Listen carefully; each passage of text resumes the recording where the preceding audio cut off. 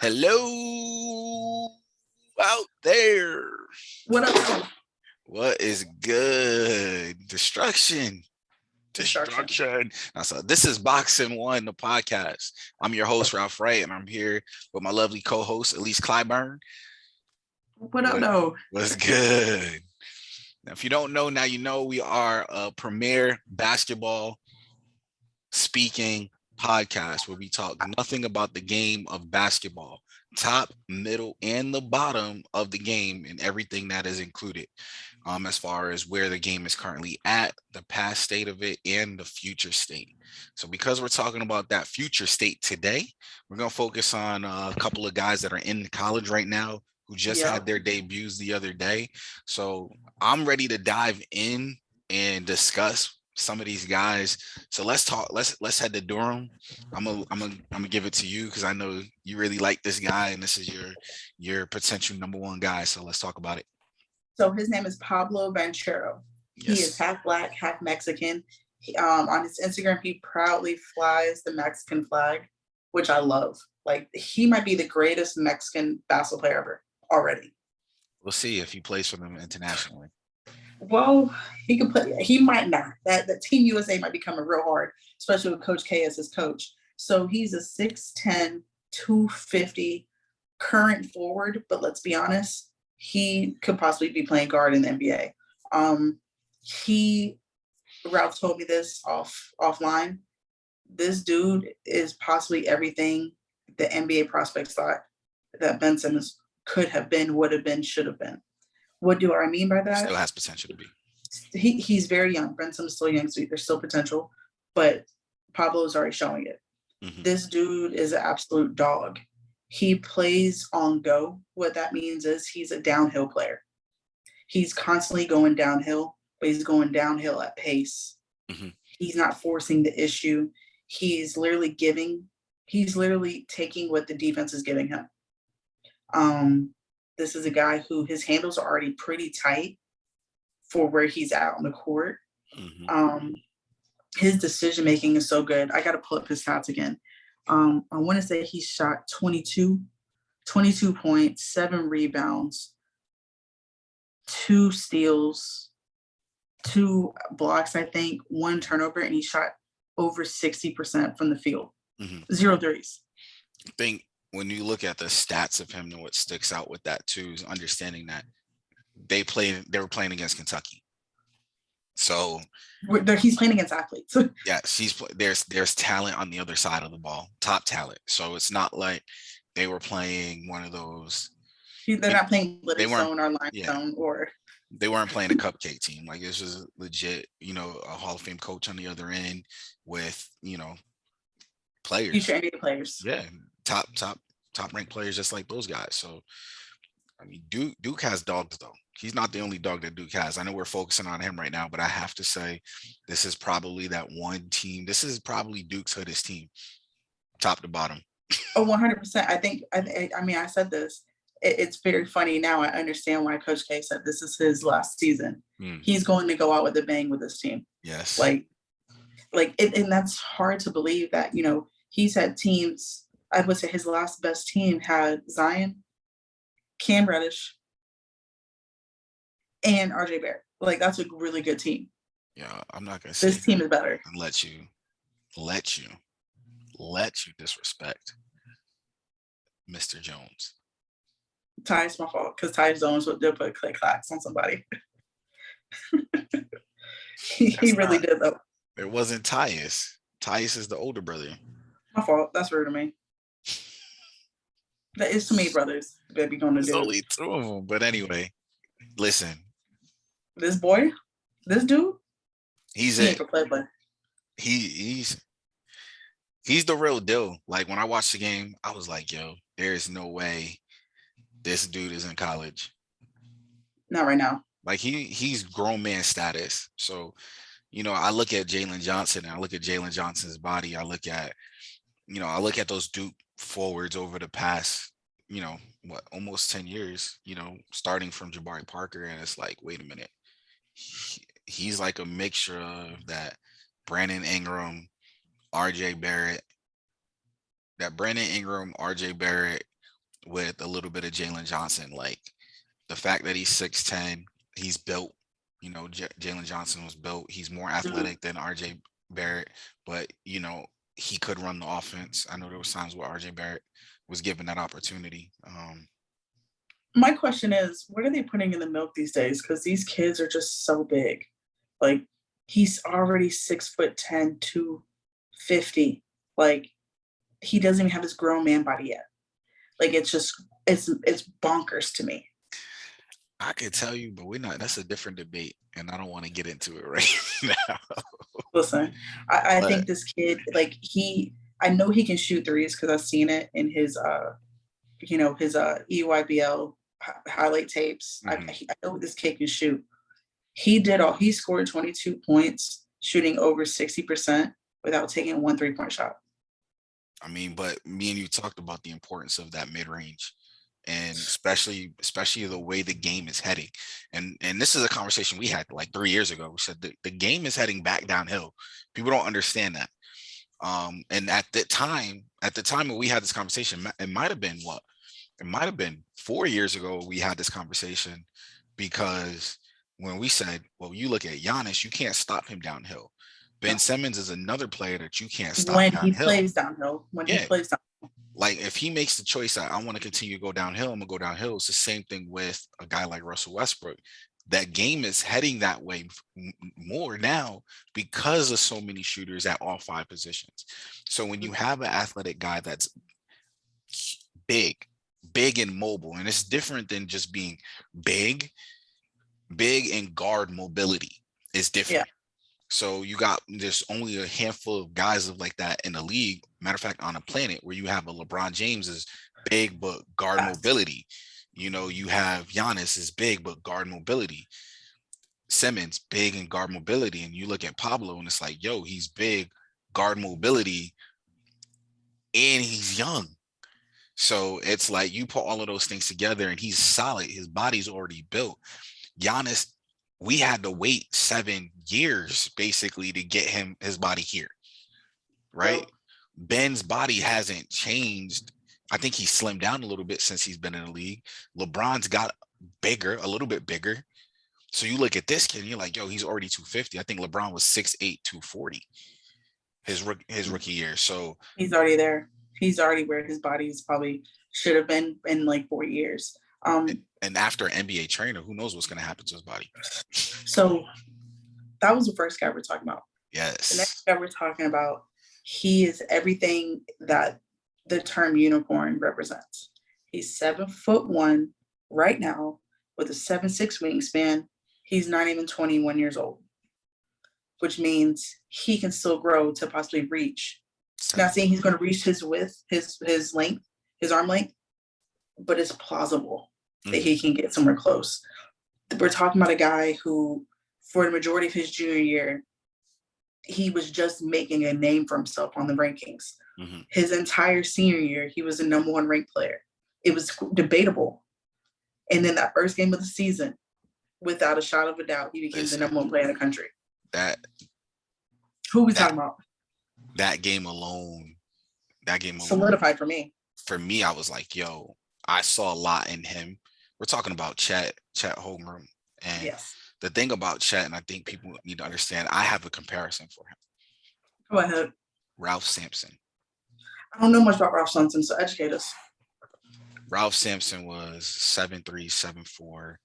He was before his time. He was super athletic. He could shoot. I think Ralph Sampson was a little bit more athletic than Chet as far as his mobility, but he could shoot, he could dribble, he could pass, and he could defend without getting in foul trouble. He was a killer at Virginia. He played on the Rockets. It was injuries that basically hurt his career, but thankful, like Jordan needs to be thankful that, you know, he did retire because of injuries, because Houston had him and Hakeem Olajuwon. You could only imagine what that would look like, because Hakeem Olajuwon goes down as one of the greatest centers in the league, right? Yeah. History-wise. Now, pair that, because Hakeem Olajuwon would have been playing the 4. And Ralph Sampson, being as big as he was, could shoot, pass, and dribble. So, with Chet, right? Mm-hmm. It's it's interesting, like you said, he's not that athletic. He's not. But what he has is a great, like, really, really good change of speed. He has no wasted movement.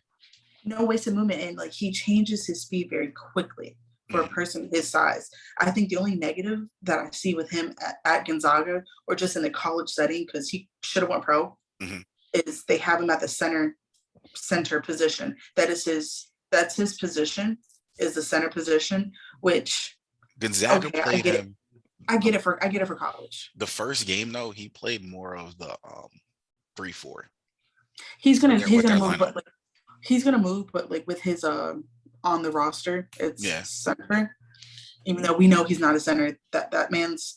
I told you, there's only 3 positions. I'm gonna say this to everybody. There's only 3 positions on the court. He's in that wing position. He's a guard.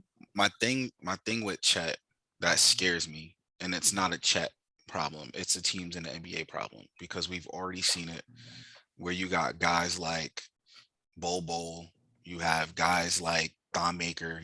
These are guys that had the same and similar skill set to an extent and not get an opportunity because they've been put out of position. Chet has the ability to basically be the front runner to that, because we haven't seen Bol play, because Thon Maker was pushed to the 5 versus playing the 3 and the 4. Both of these guys are still young, but at the end of the day, Chet has an opportunity to play his game coming in, like a Kevin Durant. Kevin Durant grew to be 7 feet, but he started out at 6'9", super skinny. You know what I'm saying? So Seattle played him at guard. Yeah, it's gonna be good to see them. Now, the one thing about Chet with his game that was nationally televised, if you look at the stats really don't wow you. I mean, he had a double-double, but when you watch the game, and I think you said this off the record, he's a really good team and on-ball defender. Yes. Like it's amazing. It's like I know I personally don't like Rudy Gobert. You know this. But Rudy does disrupt a lot of shots. It's not all about the blocks. It's about the shots that are changed mid-air, mid-flight, because they see Rudy. Everybody's coming for Rudy's head. Everybody's coming for Rudy's head. Because he doesn't play on-ball defense well. I get it. They're trying to make a point, because Drew Holiday should have been defense player of the year. We're not here for the NBA right now. But what we're here for is Chet. So the one thing I want to repeat that I just said about 2, maybe 3 minutes ago is Chet has no wasted movement. That's on both ends of the ball. Both sides of the court. That's on offense, but that's also on defense, so he looks like he's going in slow motion, but at the end of the day, you might think you have a dunk or something, but then he comes out of nowhere. Why? Right. Because he understands spacing. You don't have to be the quickest or most athletic when you understand spacing. So his IQ on both sides of the ball, I can only imagine. And honestly, for him, I hope he gets an organization that has a good coach and good vets. Because if he gets an organization with good coach and good vets, he's a guy that I don't see him being the number 1, but as a number 3 with his skill set, he's still going to be that option at the end of the game you're going to look at, because he can do so much, and there's going to be mismatches. I want to ask you one question before we move on to the third guy. So I know we didn't ask this question with Pablo. What 1 or 2 teams would you love to see Chet being drafted to, considering that they would be on a top 5 lottery team? Tough, but I'm looking at San Antonio. Great coaching, not just with Popovich. You have great coaching staff. Yes, but who clearly have a history of developing pretty darn good post players. And if I'm not mistaken, the Hall of Fame, probably the best power forward in the game, of all time, is still on that coaching staff. Yeah. Well, the way I look at it too is this: I see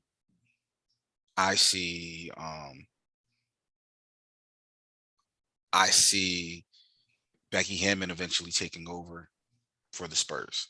So I think, once they have all their young guys in the stable, and this is a year, it's a year that if I'm the Spurs, I would love to miss the playoffs. Unfortunately, Pop doesn't coach like that. So that's interesting you said that, dog. Something just popped up in my head. He currently plays with Gonzaga, which is right outside of Seattle area. Yeah. If I'm not mistaken. He's from Minnesota. Both of those cities have a history of loving their women's basketball teams. Yes. Yes. So you're talking about a guy, if he were to go to a Spurs organization where Becky Hammon will be the top assistant, if not the head coach. I think he's going to be the head coach. He's from he's going to be from two cities that are going to have a history of respecting women's basketball. So that's just another thing on it. No, so but I just look at Spurs roster. I'm like, yo, he would be perfect there. Yeah, that's where I would love to see him. So let's talk about a third one. Young Emoni. Now, this Emoni Bates, he was a sophomore National Gatorade Player of the Year as a sophomore. 2 years, was freshman and sophomore in Detroit. Freshman, sophomore year? Both seasons. So we're talking about something that's never happened before. Between a freshman and sophomore year, one player won Gatorade National Player of the Year. The kid can play. The kid can ball. He's a scorer. I think the closest for that was Chris Webber, maybe. In Detroit, in Michigan. So yeah. And where's he from? Michigan. So like I'm just thinking like in Michigan, and so Memphis, he committed to Memphis. This is a kid that me and you for the last 2 years have been saying he needs to go pro. Which he probably definitely should have went pro. Out of the other two players we just named, this one should have went pro. Now, he reclassified. Mm-hmm. Can you explain to people what that means?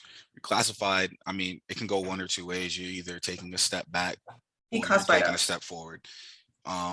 It's rare that a lot of players do move a step up, but a lot of times if you're going to qualify for the draft age-wise, but not class-wise, you want to take that extra class up. So LaMelo, people aren't aware, reclassified up going into his freshman year.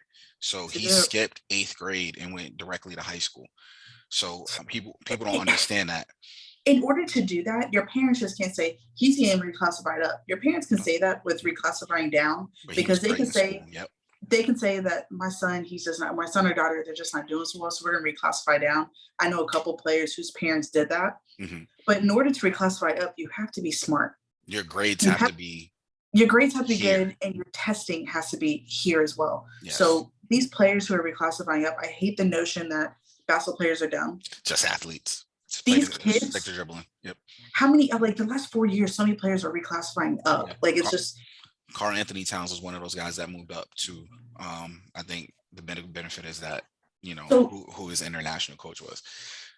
But like Emoni Bates is a smart kid. Yeah, of course. You can tell with his games. His IQ is high, right? Mm-hmm. He does have a pretty high IQ. But what we have talked about off mic is his decision-making in clutch, his effectiveness to use his teammates. Mm-hmm. Does he want to take the last shot? Is he working hard enough to get in the right position, or is he giving up because he doesn't want to work that hard? These are some things that we saw him play against Chet. Mm-hmm. We saw him just not really want to work for certain positioning. Does he want to guard the best player? It seemed like he does. But is that the best decision for the time? So it's in those clutch moments for me is his decision making there. The kid can flat out play. It's not a question. The thing that stuck out to me, because I watched the game against him and Chet when they played last year, and I was watching it with I was talking on the phone with my boy Chris, and he was watching the game, and we were seeing kind of the same thing, which was so I knew I wasn't crazy. My boy Chris played ball, like I knew I wasn't crazy. My problem with Emoni back then is like, his core. Mm-hmm. His core was stopping his lateral movements. And at the time, I'm like, if he's 6'9" and he doesn't get that right, it's going to be real hard for him to defend, but it also is going to hurt him offensively because there's only so much that his game can grow if he doesn't have the hips and the core to help him. Mm-hmm.